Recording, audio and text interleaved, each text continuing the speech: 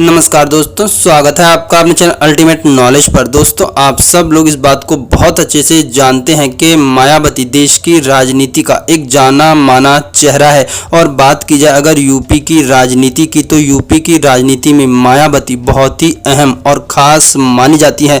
दोस्तों, मायावती को डीएम के नाम से जाना जाता था, जिसका मतलब होता है दलित और मुस्लिम समीकरण। दोस्तों, दलित और मुस्लिम समीकरण के सहारे ही मायावती ने मुख्यमंत्री की कुर्सी को प्राप्त किया और साथ ही साथ राजनीति के अंदर अपनी एक अलग पहचान बनाई। दोस्तों, मायावती को मुस्लिमों पर बहुत ज़्यादा भरोसा था, लेकिन बात की जाए अगर पिछले एक दशक की, तो पिछले एक दशक की राजनीति में मायावती के जीवन और उनके करियर में काफ़ी अहम पड़ाव आया है। दोस्तों, आजकल मायावती का राजनीतिक करियर बहुत ही डाउन पर जा रहा है। आप सब लोग इस बात को जानते होंगे कि इस लोकसभा के अंदर मायावती की पार्टी बीएसपी ने एक भी सीट नहीं जीती है। लोकसभा चुनाव में मिली करारी हार के बाद मायावती का गुस्सा मुसलमानों के ऊपर फूटा है, क्योंकि मायावती को मुस्लिम वोट बैंक पर बहुत ज़्यादा भरोसा था। लेकिन लोकसभा चुनाव में मायावती को मुस्लिम वोट कुछ खास नहीं मिला, जिसके बाद मायावती बहुत ही नाराज हुई और उन्होंने इस बात को कहा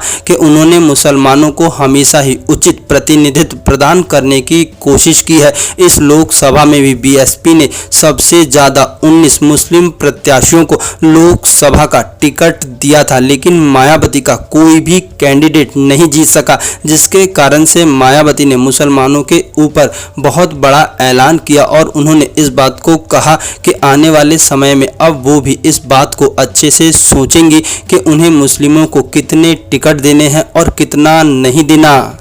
मायावती ने लोकसभा में मुस्लिम प्रतिनिधित्व बढ़ाने के लिए 19 मुस्लिमों को टिकट दिया था, जबकि सपा ने 6 को टिकट दिया था। सपा के कैंडिडेट जीत गए, लेकिन बीएसपी का कोई भी कैंडिडेट नहीं जीत सका। इसका मुख्य कारण है कि बसपा को मुस्लिम वोट ना के बराबर मिला, जिसके बाद मायावती बहुत ज़्यादा नाराज हुई और उन्होंने इस बात का ऐलान कर दिया कि अब वो भी मुस्लिम लोगों को सोच समझ के टिकट देंगी।